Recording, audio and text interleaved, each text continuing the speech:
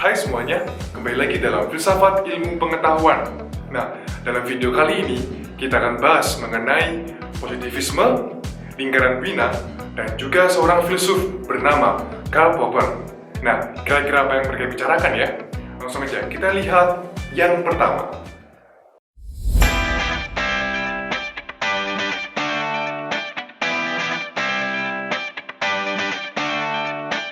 Positivisme dikenalkan oleh Comte sebagai filsafat positif, yakni berupa teori untuk penyusunan fakta-fakta teramati yang membahas mengenai hal-hal yang faktual.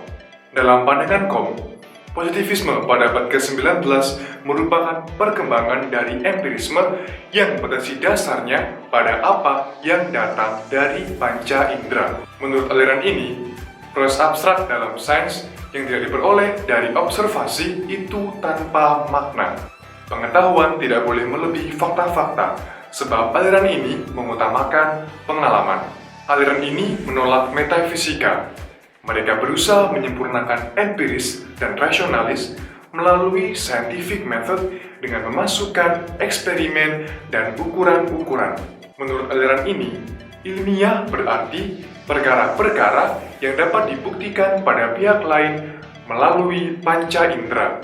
Aliran ini tumbuh pada abad ke-19 dengan dominasi empirisme guna menyerang filsafat dan subjek-subjek metafisikanya. Baginya, proposisi filsafat itu tanpa makna.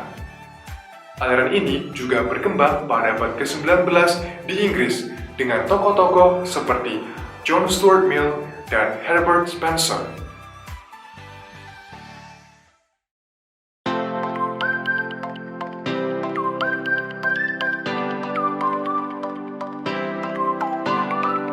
Lingkaran Wiener muncul di Wiener selama periode Perang Dunia I dan Perang Dunia II.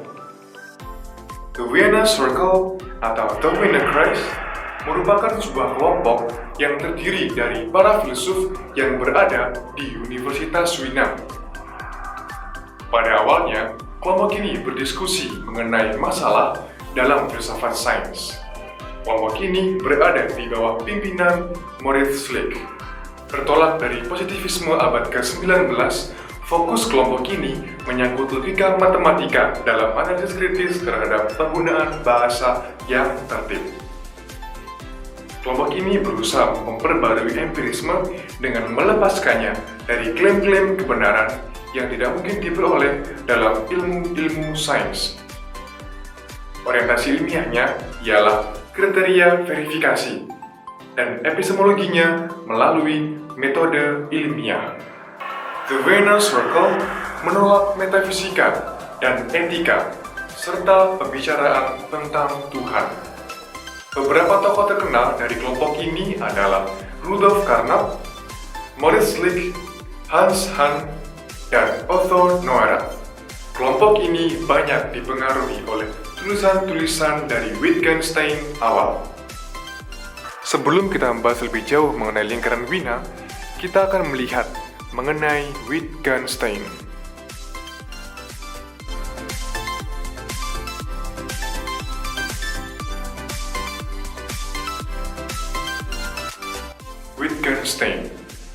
Wittgenstein lahir pada 26 April tahun 1889 di Wiener, Austria.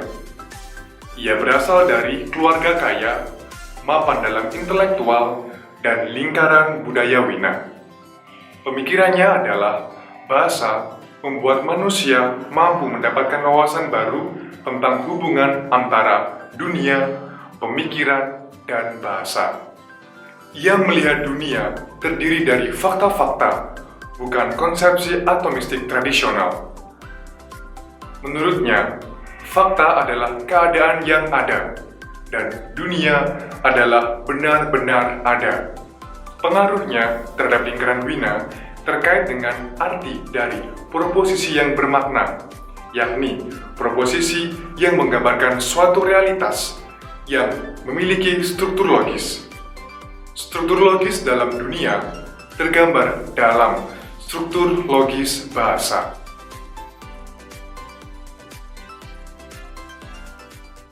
Pertemuan lingkaran Wina yang pertama diadakan pada tahun 1907 guna mendiskusikan tentang sintesis empirisme dan juga logika simbolik. Pada tahun 1929, kelompok ini memberikan sebuah tulisan atau manifesto yang berisi tentang pandangan mereka terkait pandangan dunia yang bersifat ilmiah, yang berjudul Wissenschaftliche Weltauffassung der Wiener Kreis, yang disetujui oleh Carnap, Hahn, dan Neurath. Manifesto lingkaran Wina berisi tentang metode untuk menilai kebenaran ilmiah melalui analisis logis atas pengalaman. Dengan kata lain, klaim tentang kebenaran ilmiah harus menyatakan kesatuan pengalaman dengan pengetahuan yang diperoleh melalui analisis logis. Inilah karakteristik utama dari ilmu pengetahuan. Para pemikir lingkaran Wina menganggap bahwa seharusnya bahasa dan ilmu pengetahuan ilmiah berdasar pada dua hal. Yang pertama, logika dan juga fakta.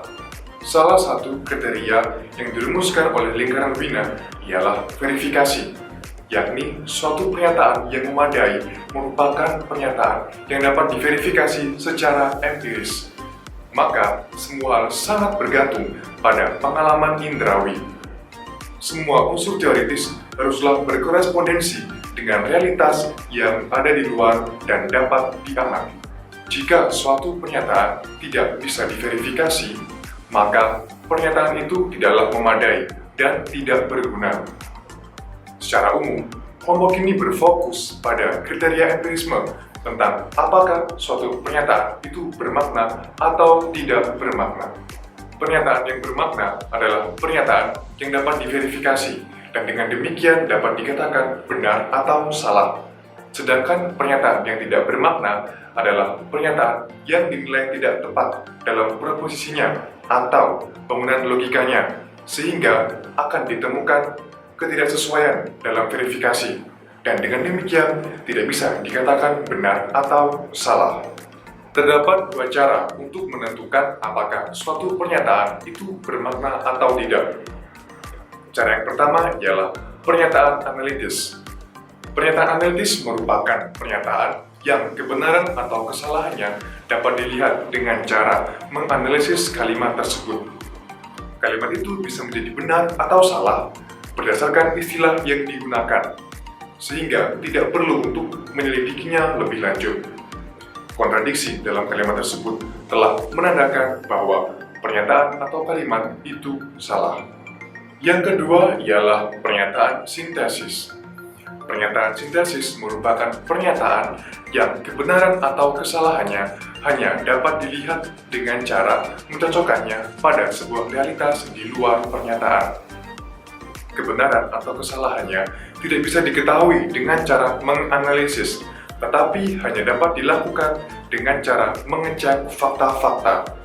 Jadi, pernyataan itu mungkin benar, tetapi jika tidak sesuai dalam realitas, maka itu akan dikatakan tidak sah. Menurut kelompok ini, hanya kalimat dalam logika dan matematika serta yang mengenai penglihatan indrawi yang berarti. Kalimat lain tidak sah, tidak mempunyai arti, dan hanya berdasarkan pada kekacauan dalam penggunaan bahasa. Artinya, suatu pernyataan benar jika dan hanya jika dapat dibuktikan secara empiris menurut prosedur yang logis.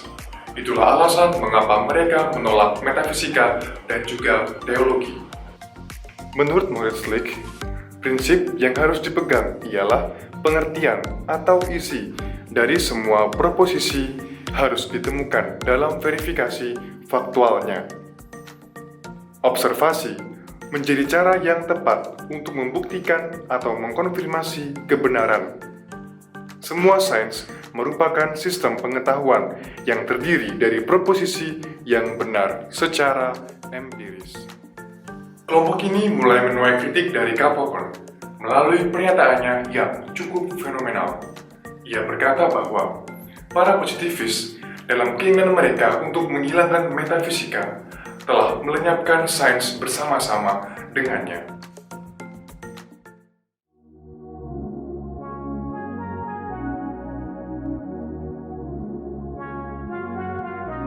Karl Popper. Ia lahir pada 28 Juli tahun 1902 di Wina. Ia merupakan anak bungsu dan satu-satunya laki-laki dari 3 bersaudara. Tahun 1918, ia meninggalkan tempat tinggalnya untuk melanjutkan studi di Universitas Wina.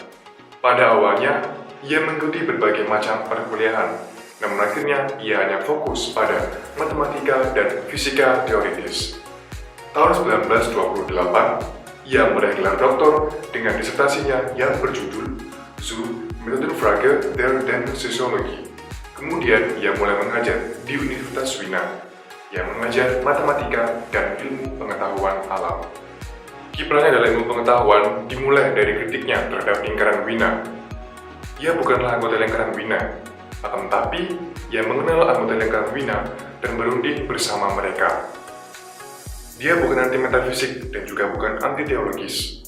Menurutnya, metafisika menempati bidangnya tersendiri dan berguna untuk menjelaskan permasalahan yang tidak bisa diselesaikan dalam sains. Ia menentang sikap dogmatis dan otoriter yang dianggapnya sebagai penghalang kebebasan, kreativitas, dan juga kemajuan. Ia mengklaim diri sebagai seorang rasionalis kritis, artinya memiliki sikap rasional, yakni dengan sukarela menerima kritik dan senantiasa mengkritik diri sendiri. Karyanya yang pertama berjudul The Logic of Scientific Discovery. Ia berpendapat bahwa kita tidak dapat membuktikan bahwa suatu teori itu benar hanya dengan menambahkan bukti-bukti empiris yang baru. Sebaliknya, jika suatu bukti telah menunjukkan bahwa teori itu salah, maka hal ini sudah cukup untuk membuktikan bahwa teori itu tidak tepat. Ia menunjukkan bahwa suatu teori ilmiah tidak selalu cocok dengan bukti-bukti yang ada. Bahkan, jika suatu teori hendak dianggap ilmiah, maka teori tersebut haruslah dapat difalsifikasi. Yang esensial menurutnya adalah penemuan bukti-bukti yang mampu memfalsifikasi suatu teori. Suatu teori yang memadai ialah suatu teori yang konsisten, koheren, serta selalu dapat difalsifikasi. Teori yang tidak dapat ditolak bukanlah teori ilmu pengetahuan. Kritiknya terhadap metode induksi. Baginya, semua sensasi indrawi yang datang pada seseorang selalu sudah melibatkan penafsiran orang tersebut, sehingga kemungkinan adanya perbedaan penafsiran juga sudah selalu terbuka. Tak hanya itu, ia juga berpendapat bahwa tujuan utama ilmu pengetahuan ialah menghasilkan pernyataan-pernyataan yang memiliki nilai informasi tinggi dan tidak bersifat mutlak, tetapi memiliki kebenaran tertentu yang masih dapat terus diperbarui. Maka, teori yang ideal ialah teori yang memberikan informasi yang banyak tentang realitas, tetapi tidak bersifat mutlak, melainkan bersifat probabel. Dengan demikian, filsafat ilmu pengetahuan yang dirumuskan Popper dapat dirumuskan kembali dalam 4 langkah. Pertama, ilmuwan harus mengerti masalah apa yang hendak ditelitinya. Kedua, ia harus mempunyai semacam hipotesis. Ketiga, ilmuwan harus mendeduksikan proposisi-proposisi dari teori yang sudah dirumuskannya. Keempat, ia dapat menjadikan teorinya sebagai bagian dari pertempuran dengan teori-teori lain yang menyangkut masalah yang sama. Baginya dan juga Lakatos, suatu teori yang telah terfalsifikasi baru dianggap tidak memadai jika telah ditemukan teori baru yang dianggap lebih memadai dan siap menggantikan teori yang sudah ada sebelumnya.